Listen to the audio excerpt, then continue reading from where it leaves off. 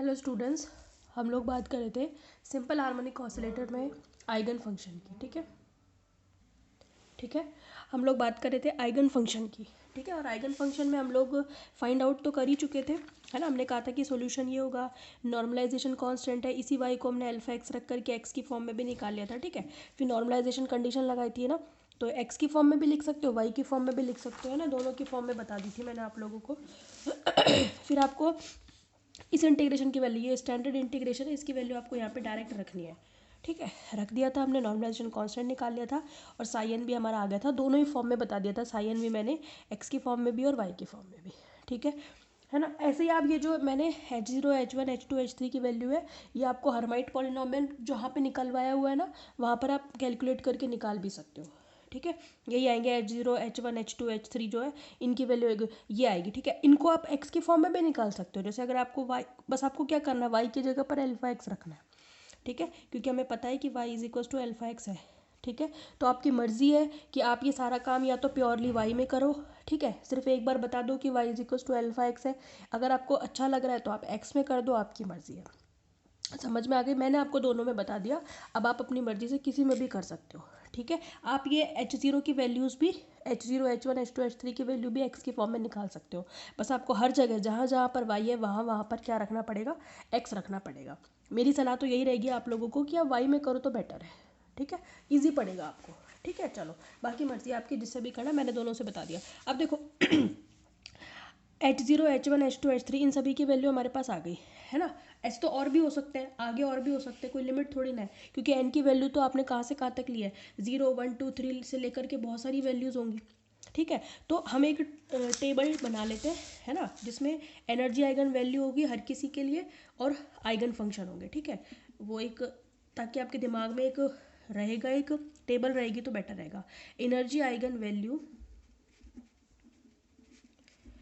है ना, of energy eigen value and eigen function of SHO for n is equals to 0 1 2 और 3। कम से कम इन चार के लिए तो अपन निकाल ही लेते हैं, जिनके लिए अपन ने H0 H1 H2 H3 सब निकाले हैं। ठीक है, चलो अब एक तरफ तो आपको क्या करना है, यहाँ पर तो n की वैल्यू लिखनी है ना। n की वैल्यू आपके पास 0 है, 1 है, 2 है, उस हिसाब से फिर 3 है, तीन ही है ना हमारे पास। ठीक है, ठीक है, इधर हमारे पास क्या है, एनर्जी है, एनर्जी की वैल्यू है En, और इधर हमारे पास है साई एन, जो भी कॉरस्पॉन्डिंग आइगन फंक्शन है। ठीक है, जब 0 है तो energy n is equal to 0 पर एनर्जी आइगन वैल्यू कितनी आई थी आपकी, हाफ एच कट ओमेगा आई थी। इस पे 1 पर कितनी आएगी, 3/2 एच कट ओमेगा, और 2 पर कितनी आएगी, 5/2 एच कट ओमेगा। इतनी तो आई थी, हमने निकाली भी थी, ग्राफ भी बनाया था, 7/2 एच कट ओमेगा। ये देखो, n इज इक्वल्स टू 0 के कॉरस्पॉन्डिंग, 1 के कॉरस्पॉन्डिंग, 2 के कॉरस्पॉन्डिंग और 3 के कॉरस्पॉन्डिंग। समझ में आ गई। तो n की जो वैल्यू थी उनके कॉरस्पॉन्डिंग हमने क्या निकाल दिए, आइगन वैल्यूज़ तो निकाल दी। ठीक है, आइगन फंक्शन पे निकाल दिया हमने। देखो क्या करना है आपको, ये जो आपके पास इक्वेशन नंबर 15 आई है ना, यहाँ पे अगर आपको साई 0 चाहिए तो आप यहाँ पे H0 रखोगे, जब आपको साई 1 चाहिए तो H1 रखोगे। ठीक है, साई 2 चाहिए तो H2, और साई 3 चाहिए तो H3, और सबकी value H0 H1 H2 H3 की ये रही। समझ में आ गई। तो इनको ऐसे मिक्स करके मैं यहाँ पे लिख देती हूँ। सबसे पहले साई 0 चाहिए तो कितनी वैल्यू आएगी बताओ, कितनी वैल्यू आएगी जब आप साई 0 रखोगे, है भाई। देखो, साई 0 पर आपकी वैल्यू आएगी e⁻² H0 की वैल्यू तो हो गई 1, हो गई कि नहीं हो गई 1। ठीक है, साथ में कितनी आ जाएगी आपके पास, अल्फा अपॉन में रूट पाई, है ना, 2 की पावर 0 करोगे 1, और फैक्टोरियल 0 1, क्योंकि हम साई 1 0 किस पर निकाल रहे हैं, हाँ साई 0 निकाल रहे हैं। समझ में आ गई। तो यहाँ भी 0 रखेंगे, यहाँ भी 0 रखेंगे, तो अल्फा अपॉन रूट पाई की पावर कितनी आ जाएगी, हाफ। ई की पावर कितना आएगा, -y²/2। समझ में आ गया। तो ये इस एनर्जी के कॉरस्पॉन्डिंग एनर्जी आइगन फंक्शन हो गया, राइट। अब निकालो n बराबर 1 के लिए, तो जहाँ जहाँ पर n है वहाँ वहाँ पर आपको क्या रखना है, 1 रखना है। ठीक है, फैक्टोरियल 1 की वैल्यू 1 ही आएगी, बस आपके पास 2 और आ जाएगा इसमें, तो कितना आ जाएगा, अल्फा अपॉन में, अच्छा देखो, चलो कर देती हूँ, अल्फा अपॉन में रूट पाई। ठीक है, और 2 आएगा ना यहाँ पे, 2 उसकी पावर कितनी आएगी, हाफ, तो मतलब √2 आएगा, और एक 2 इसका भी आएगा, क्योंकि आप H1 y की वैल्यू यहाँ पे रखोगे। ठीक है। तो ऊपर 2 है, नीचे √2 है, तो ऊपर केवल √2 बचेगा आपके पास। तो अल्फा अपॉन √पाई की पावर हाफ ई की पावर -y²/2 और साथ में कितना आएगा √2 और y। ठीक है, दरअसल वैल्यू हमने 2y रखी है लेकिन वो नीचे वाले √2 से कैंसिल हो गई। समझ में आ गई बात आपको? ठीक है, इसके बाद अगली देखो, नेक्स्ट आप कैलकुलेट कर लेना इस तरीके से, सारी मैं वैल्यू लिख रही हूँ बाकी की 2 और 3 की, बस आपको n की जगह पर हर जगह पर 2 रखना है, फिर आगे 3 रखना है और h2 h3 की वैल्यू रख देनी है। ठीक है, जब आप कैलकुलेट करोगे तो आपके पास नेक्स्ट आएगी अल्फा अपॉन √पाई की पावर हाफ आएगी, है ना, 1/√2 आएगी, 2y² - 1, ठीक है, और e की पावर -y²/2। नेक्स्ट आएगी अल्फा अपॉन √पाई की पावर हाफ 1/√3, 2y² - 3y। ठीक है, आप लोग इसको चेक कर लेना, वेरीफाई कर लेना कि यही आएंगी ना, बाकी आपकी यही आएंगी। और आप यही वैल्यूज़ एक्स की फॉर्म में भी फाइंड आउट कर सकते हो। आपकी बुक में जो दे रखी है ना वो एक्स की फॉर्म में ही दे रखी है। ठीक है, तो आपकी मर्जी, आप चाहो तो एक्स की फॉर्म में निकालो, चाहे वाई की फॉर्म में, जहाँ जहाँ पर वाई, एक टेबल और बना लेना, इधर साइन वाई लिख लेना, इधर साइन एक्स लिख लेना, और वो सारे y is equal to alpha x रख के यहाँ पे एक्स के निकाल लेना, ऐसे भी कर सकते हो। समझ में आ गई? मर्जी आपकी। तो इस तरीके से ही आपका आइगन फंक्शन जो है वाला पार्ट कंप्लीट होता है। दूसरी बात, इसमें एक इंपॉर्टेंट बात यह है कि जो आइगन फंक्शन होते हैं आपके, वो ऑर्थोगोनल कंडीशन को भी फॉलो करते हैं, यानी कि लांबिकता प्रतिबंध का भी ये पालन करते हैं। समझ में आ गई? किसके लिए? एन के सम मान के लिए। एन के सम मान है तो साई एन जो है वो एक समफलन होता है, एन का विषम मान है तो साई एन जो है वो विषम फलन होता है, मतलब प्रतिसम्मित होता है। ठीक है, ये वाली बात लिख लेते हैं अपन। the eigen functions of SHO यानी कि सिंपल हार्मोनिक ऑसिलेटर, यानी कि सरल आवर्ती दोलित्र। ठीक है, eigen function of SHO has a characteristic, है ना, क्या इसकी खास बात होती है, क्या इसकी विशेषता होती है, that at or at even n psi n y is equals to even, यानी कि इवन फंक्शन। और ऑड n के लिए psi n y जो है उसकी वैल्यू आपको कैसी मिलती है, ऑड, यानी कि ऑड फंक्शन भी है। मतलब ये दोनों ही खास बातें दिखाता है, यानी कि ये इवन भी मतलब ये समफलन भी है और ये कि विषम फलन भी है। समझ में आ गई? तो ये इसकी खास बात है। ठीक है, एक ये है कि ये तरंग फलन आपस में कैसे होते हैं, लांबिक होते हैं। ठीक है, these eigen functions are always orthogonal to each other, orthogonal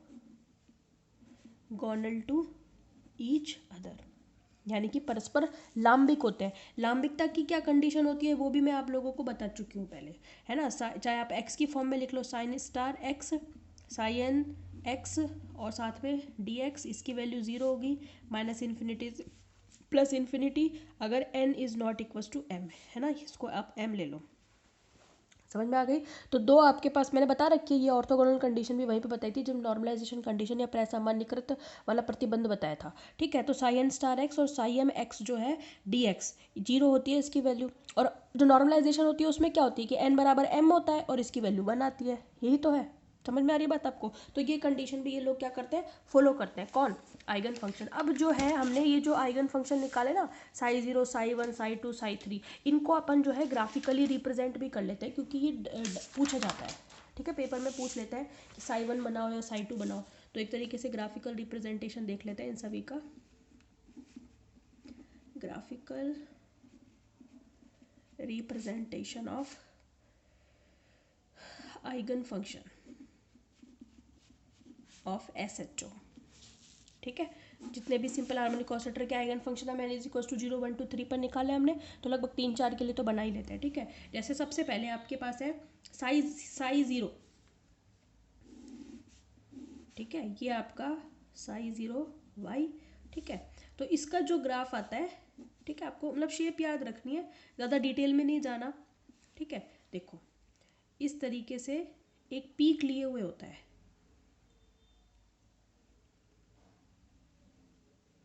ठीक है, ये लो, ये इसकी यहाँ पे वैल्यूज़ होती हैं अलग अलग, ठीक है। अब क्यों आया, कैसे आया, ये डिटेल आप लोगों के सिलेबस में नहीं है, तो हम भी नहीं जाएंगे। हम तो सिर्फ शेप याद करके जाएंगे कि भाई साई 0 वाई ये होता है, साई 1 वाई ये होता है, साई 2 वाई ये होता है, ठीक है। ये तो किसका ग्राफ होगा, ग्राफिकल रिप्रेजेंटेशन साई 0 वाई का होगा, ठीक है। इतना ही है आपके।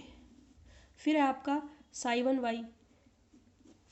ये ग्राफ जो है, देखो ये तो जो है साई 0 वाई जो आपका ग्राफ है, ये इधर वाला एक्सिस और इधर वाला एक्सिस इसमें बराबर तरीके से आता है। मतलब ये एक तरीके का कैसा फलन होता है, एक्स के पॉजिटिव और एक्स के नेगेटिव में आता है। समझ में आ गई। और ये वाला फलन जो है ये कुछ इस तरीके की शेप लिए हुए होता है।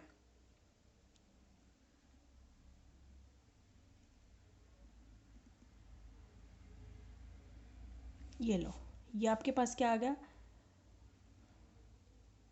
साई 1 वाई, ठीक है। ये इसकी शेप होती है। मतलब ये आपके ऊपर वाले एक्सिस में भी होता है और नीचे वाले में भी होता है, जबकि ये सिर्फ ऊपर ऊपर वाले दोनों में होता है। ये ध्यान देना आप, ठीक है। इस तरीके से आपको याद भी रह जाएगा। तो ये तो पहला हो गया।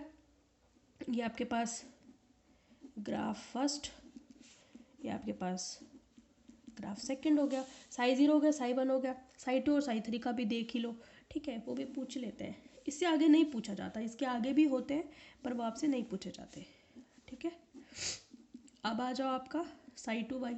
साई 2 वाई की शेप थोड़ी सी इस तरीके से होती है कि ये इसके दोनों तरफ भी होता है और नीचे भी होता है, ठीक है। देखो तो ज़रा,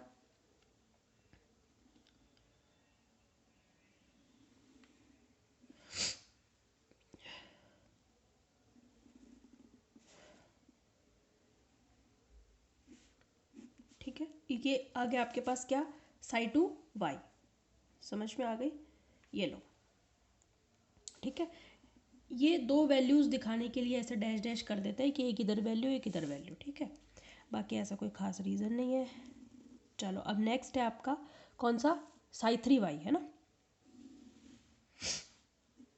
ये लो, इधर आपका साई 3 वाई और इस वाले एक्सेस पर वाई होगा, है ना। वाई क्योंकि साई 3 जो है वो वाई का फंक्शन है, तो वाई में जैसे जैसे चेंज होगा वैसे ही साई में चेंज होगा, ठीक है। तो इसका ग्राफ इस तरीके से आता है, वो देखो आप एक एन शेप में। देखो ये एक ऐसे पहाड़ वाली शेप में हो गया, ऐसे ध्यान रखने के लिए बता रही हूँ। ये दो पहाड़ हो गए ऊपर नीचे, ठीक है। इसमें इस तरीके से एक बीच में बड़ा पहाड़ और आसपास दो छोटे पीक्स आई हैं, ठीक है। इसमें क्या होगा, इसमें एन शेप का होगा।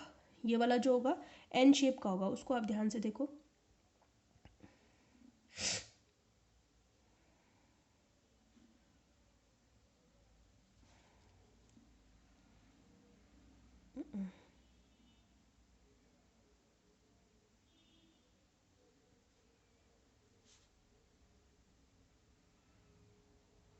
थोड़े स्मूथ हाथों से बनाना, ताकि कर्व में छोटी सी गलती क्या होती है, रिज़ल्ट चेंज कर सकती है। तो हम ऐसा नहीं चाहते, इसलिए मैं थोड़ा सा ध्यान से बनाती हूँ। तो आप लोग भी ध्यान से बनाओ,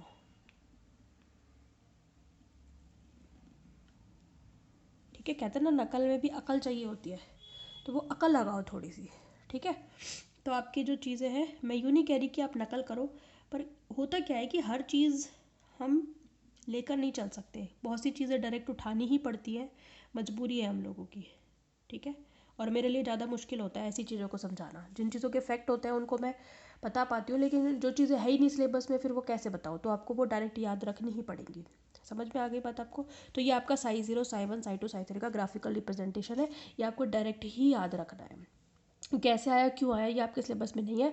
जैसे लेजेंडरी था आपका, लेजेंडरी हमने डिफरेंशियल इक्वेशन पढ़ी थी कहाँ, सेकंड ईयर में। तो वहाँ पे मैंने आपको बताया था कि कर्व जितने भी आए थे कर्व, वो कहाँ से कैसे क्यों आए थे, ठीक है। क्योंकि वो पेपर में अगर आप करके आओगे तो वो आपके लिए प्लस पॉइंट है, ठीक है। तो वो चीज़ें आपकी थी तो बताई थी आप लोगों को, ठीक है। तो ये आपका यहाँ पर आकर आइगन फंक्शन यानी कि सिंपल हार्मोनिक ऑसिलेटर कंप्लीट होता है। हमने क्लासिकल सिंपल हार्मोनिक ऑसिलेटर को पहले डिस्कस किया, फिर हमने क्वांटम सिंपल हार्मोनिक ऑसिलेटर को पूरा डिस्कस किया, उसकी इक्वेशन निकाली, आइगन वैल्यू निकाले, आइगन फंक्शन निकाले, दोनों के हमने ग्राफिकल रिप्रेजेंटेशन भी देख लिया, ठीक है। अब हम नेक्स्ट टॉपिक शुरू करेंगे प्रोबेबिलिटी डेंसिटी, और दोनों को हम क्या करेंगे, तुलना भी करेंगे, कंपेयर भी करेंगे, क्लासिकल प्रोबेबिलिटी करंट डेंसिटी और आपकी जो क्वांटम प्रोबेबिलिटी करंट डेंसिटी है, ठीक है। Okay, thank you.